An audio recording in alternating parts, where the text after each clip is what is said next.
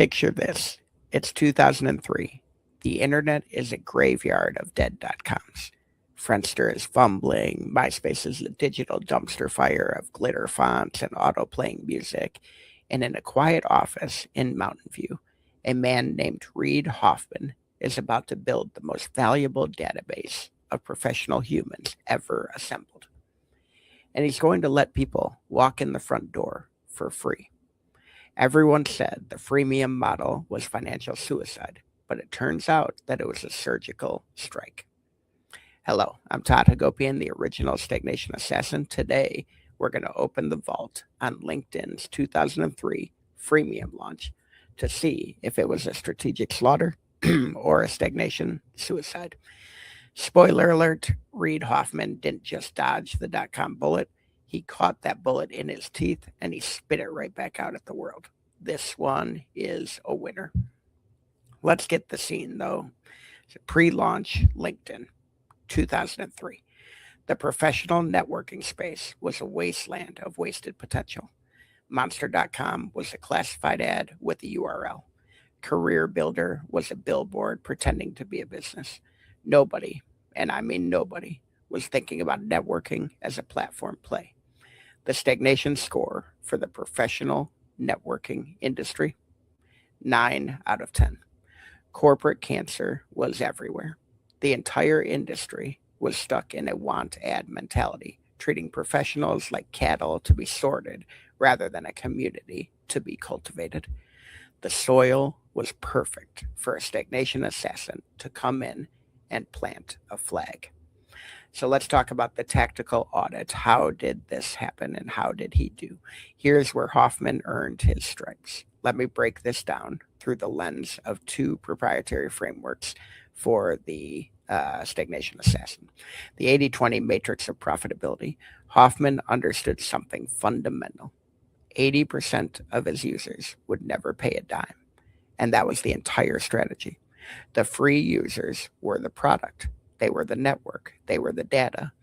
They were the reason that the top 20%, the recruiters, the sales professionals, and the power networkers would eventually open their wallets.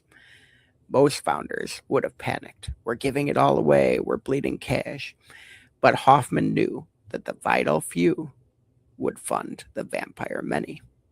He didn't fight the 80-20 reality. He weaponized it. Now let's talk about the 70% rule. LinkedIn launched ugly. The early product was bare bones, no endorsements, no news feed, no in-mail. It was a digital Rolodex with a very, very, very slight pulse. And that was enough. Hoffman executed at 70% and he iterated. He didn't wait for perfection. He didn't build a cathedral before he had a congregation. He opened the doors, got bodies in the building, put butts in the seat, and he figured out the stained glass later. Now, that is the 70% rule in its purest form. Execution at speed beats perfection at a standstill. And here's the killer detail. LinkedIn grew through invitation-only viral loops. You couldn't just sign up in the early days. You had to be invited. That created manufactured scarcity. That created perceived prestige. That made every free user a recruiter for the platform. Consultation carnage at its finest. But let's talk about the hindsight homicide. Even masterpieces have microfractures. LinkedIn's fatal flaw, they were painfully slow to innovate the user experience. For years and years, the platform looked like it was designed by an accountant having a really, really bad day. The interface was clinical. It was cold. It was clunky. While Facebook was creating addictive engagement loops, LinkedIn felt like filing your taxes. This opened the door for competitors to nibble at the edges. It's why Microsoft eventually acquired them for $26.2 billion in 2016, because LinkedIn had built the data fortress, but lacked the product polish to fully monetize the engagement. The verdict, LinkedIn's freemium model was a masterclass in monetization methodology. Reid Hoffman saw what nobody else saw, that in a professional network, the free users aren't freeloaders, they're the foundation.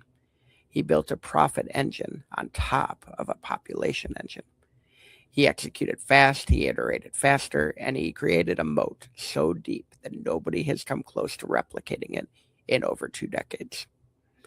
Kill rating here, 4 out of 5 kills, a near perfect execution. 1 kill docked for letting the product experience stagnate while the network scaled. Speed without style eventually invites a buyer, which is what happened. That's why Microsoft owns them now. If you want to learn how to weaponize these frameworks in your own business, go to toddhagopian.com and stagnationassassins.com. Pick up a copy of my book, The Unfair Advantage, Weaponizing the Hypomanic Toolbox. And remember, continue to declare war on stagnation. It is so, so important, and it's what we do here.